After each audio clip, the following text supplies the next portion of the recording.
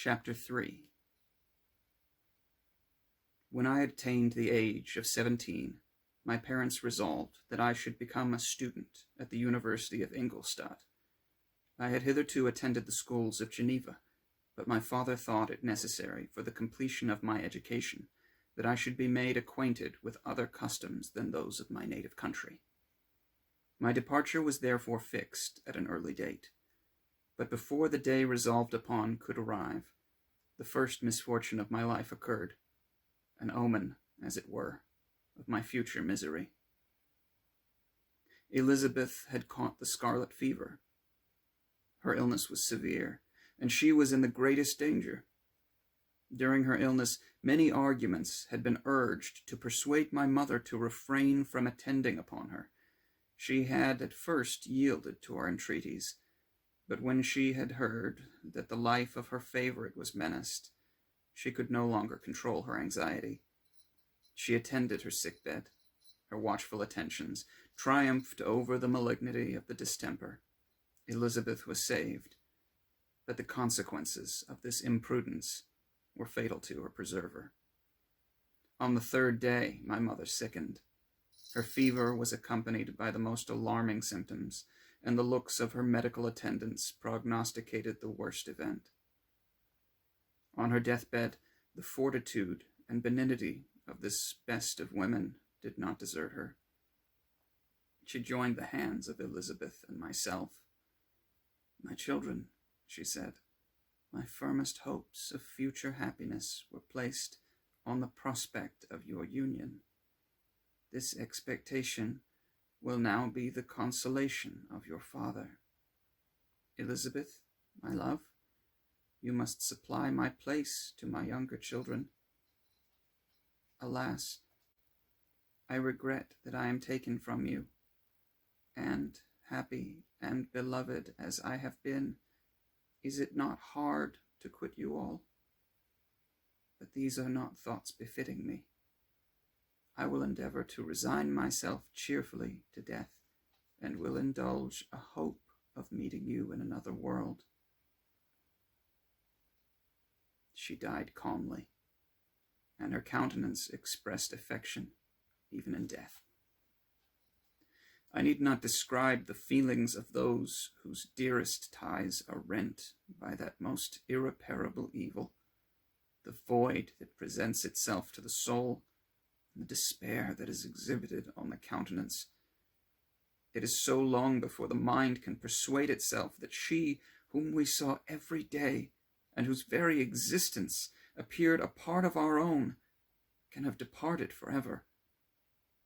That the brightness of a beloved eye can have been extinguished, and the sound of a voice so familiar and dear to the ear can be hushed, never more to be heard. These are the reflections of the first days. But when the lapse of time proves the reality of the evil, then the actual bitterness of grief commences. Yet from whom has not that rude hand rent away some dear connection? And why should I describe a sorrow which all have felt and must feel? The time at length arrives when grief is rather an indulgence than a necessity, and the smile that plays upon the lips, although it may be deemed a sacrilege, is not banished. My mother was dead, but we had still duties which we ought to perform. We must continue our course with the rest, and learn to think ourselves fortunate whilst one remains whom the spoiler has not seized. My departure for Ingolstadt, which had been deferred by these events, was now again determined upon. I obtained from my father a respite of some weeks. It appeared to me sacrilege so soon to leave the repose, akin to death, of the house of mourning, and to rush into the thick of life. I was new to sorrow, but it did not the less alarm me. I was unwilling to quit the sight of those that remained to me, and above all I desired to see my sweet Elizabeth in some degree consoled. She indeed veiled her grief, and strove to act the comforter to us all. She looked steadily on life, and assumed its duties with courage and zeal. She devoted herself to those whom she had been taught to call her uncle and cousins. Never was she so enchanting as at this time, when she recalled the sunshine of her smiles and spent them upon us. She forgot even her own regret in her endeavors to make us forget. The day of my departure at length arrived. Clerval spent the last evening with us. He had endeavored to persuade his father to permit him to accompany me and to become my fellow student, but in vain. His father was a narrow-minded trader and saw idleness and ruin in the aspirations and ambition of his boy. Henry deeply felt the misfortune of being debarred from a liberal education. He said little, but when he spoke, I read in his kindling eye and in his animated glance a restrained but firm resolve not to be chained to the miserable details of commerce. We sat late. We could not tear ourselves away from each other, nor persuade ourselves to say the word farewell.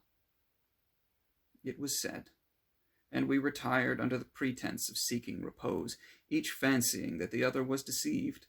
But when at morning's dawn I descended to the carriage which was to convey me away, they were all there. My father again to bless me, Clerval to press my hand once more, my Elizabeth to renew her entreaties that I would write often, and to bestow the last feminine attentions on her playmate and friend. I threw myself into the chaise that was to convey me away, and indulged in the most melancholy reflections. I, who had ever been surrounded by amiable companions, continually engaged in endeavoring to bestow mutual pleasure, I was now alone. In the university, whither I was going, I must form my own friends, and be my own protector. My life had hitherto been remarkably secluded and domestic, and this had given me invincible repugnance to new countenances. I loved my brothers, Elizabeth and Clerval. These were old, familiar faces, but I believed myself totally unfitted for the company of strangers. Such were my reflections as I commenced my journey. But as I proceeded, my spirits and hopes rose. I ardently desired the acquisition of knowledge. I had often, when at home, thought it hard to remain during my youth cooped up in one place, and had longed to enter the world and take my station among other human beings. Now my desires were complied with, and it would indeed have been folly to repent. I had sufficient leisure for these and many other reflections during my journey to Ingolstadt, which was long and fatiguing. At length the high white steeple of the town met my eyes. I alighted, and was conducted to my solitary apartment to spend the evening as I pleased. The next morning I delivered my letters of introduction, and paid a visit to some of the principal professors. Chance, or rather the evil influence, the angel of destruction, which asserted omnipotent sway over me from the moment I turned my reluctant steps from my father's door, led me first to M. Krempe, professor of natural philosophy. He was an uncouth man, but deeply imbued in the secrets of his science. He asked me several questions concerning my progress in the different branches of science pertaining to natural philosophy. I replied carelessly, and partly in contempt, mentioned the names of my alchemists as the principal authors I had studied. The professor stared. "Have you," he said, "really spent your time in studying such nonsense?" I replied in the affirmative. "Every minute," continued M. Krempe with warmth, "every instant that you have wasted on those books is utterly and entirely lost. You have burdened your memory with exploded systems and useless names. Good God, in what desert land have you lived, where no one was kind enough to inform you that these fancies which you have so greedily imbibed are 1,000 years old, and as musty as they are ancient? I little expected in this enlightened and scientific age to find a disciple of Albertus Magnus and Paracelsus. My dear sir, you must begin your studies entirely anew." So saying, he stepped aside and wrote down a list of several books treating of natural philosophy, which he desired me to procure, and dismissed me after mentioning that in the beginning of the following week he intended to commence a course of lectures upon natural philosophy in its general relations, and that M. Waldman, a fellow professor, would lecture upon chemistry the alternate days that he omitted. I returned home, not disappointed, for I have said that I had long considered those authors useless whom the professor reprobated. But I returned not at all the more inclined to recur to those studies in any shape. M. Krempe was a little squat man with a gruff voice and a repulsive countenance. The teacher, therefore, did not prepossess me in favor of his pursuits. In a rather too philosophical and connected a strain, perhaps, I have given an amount of the conclusions I had come to concerning them in my early years. As a child, I had not been content with the results promised by the modern professors of natural science. With a confusion of ideas only to be accounted for by my extreme youth and my want of a guide on such matters, I had retrod the steps of knowledge along the paths of time, and exchanged the discoveries of recent inquirers for the dreams of forgotten alchemists. Besides, I had a contempt for the uses of modern natural philosophy. It was very different when the masters of the science sought immortality and power. Such views, although futile, were grand. But now the scene was changed. The ambition of the inquirer seemed to limit itself to the annihilation of those visions on which my interest in science was chiefly founded. I was required to exchange chimeras of boundless grandeur for realities of little worth. Such were my reflections during the first 2 or 3 days of my residence at Ingolstadt, which were chiefly spent in becoming acquainted with the localities and the principal residents in my new abode. But as the ensuing weeks commenced, I thought of the information which M. Krempe had given me concerning the lectures, and although I could not consent to go and hear that little conceited fellow deliver sentences out of a pulpit, I recollected what he had said of M. Waldman, whom I had never seen, as he had hitherto been out of town. Partly from curiosity, and partly from idleness, I went into the lecturing room, which M. Waldman entered shortly after. This professor was very unlike his colleague. He appeared about 50 years of age, but with an aspect expressive of the greatest benevolence. A few gray hairs covered his temples, but those at the back of his head were nearly black. His person was short, but remarkably erect, and his voice the sweetest I had ever heard. He began his lecture by a recapitulation of the history of chemistry and the various improvements made by different men of learning, pronouncing with fervor the names of the most distinguished of discoverers. He then took a cursory view of the present state of the science and explained many of its elementary terms. After having made a few preparatory experiments, he concluded with a panegyric upon modern chemistry, the terms of which I shall never forget. "The ancient teachers of this science," said he, "promised impossibilities and performed nothing. The modern masters promise very little.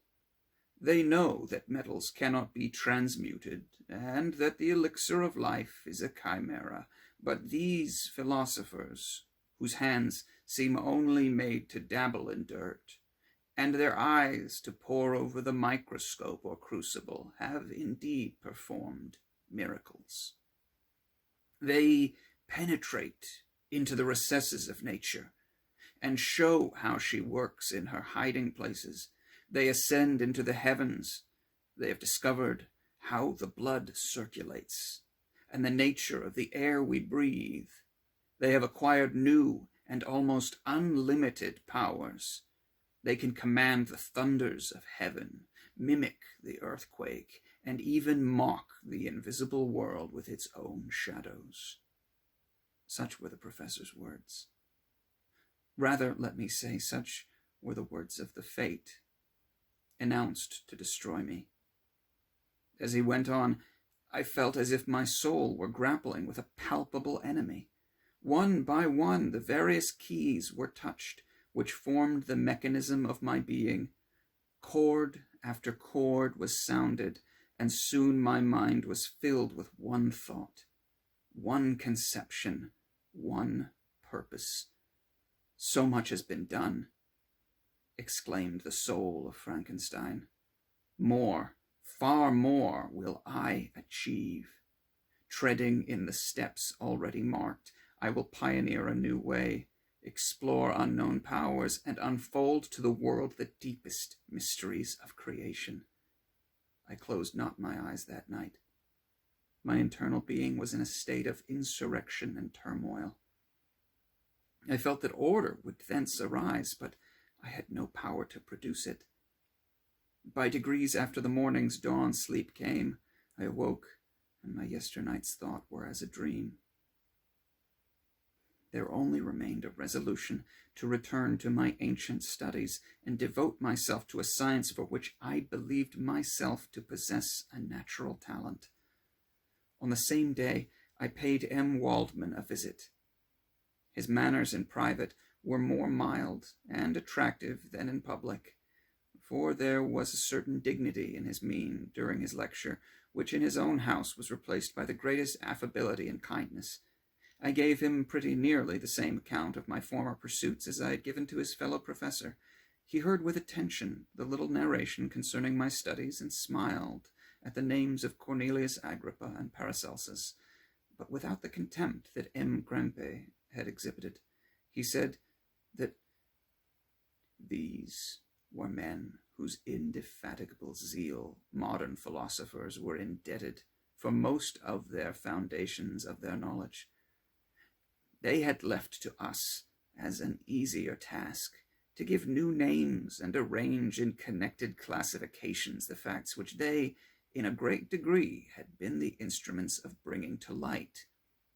The labors of men of genius, however erroneously directed, scarcely ever fail in ultimately turning to the solid advantage of mankind. I listened to his statement, which was delivered without any presumption or affectation, and then added that his lecture had removed my prejudices against modern chemists. I expressed myself in measured terms, with the modesty and deference due from a youth to his instructor, without letting escape, inexperience in life would have made me ashamed, any of the enthusiasm which stimulated my intended labors.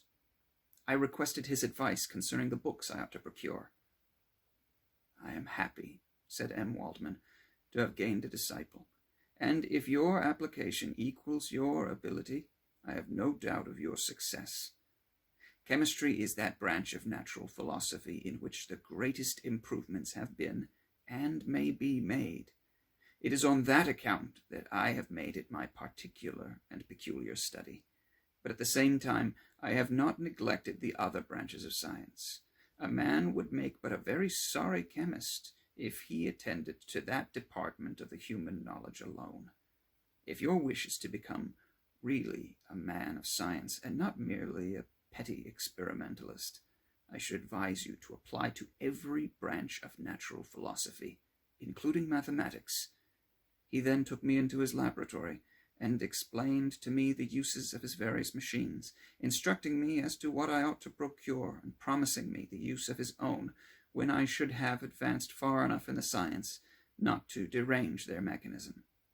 He also gave me the list of books which I had requested, and I took my leave.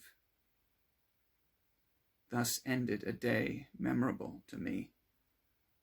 It decided my future destiny.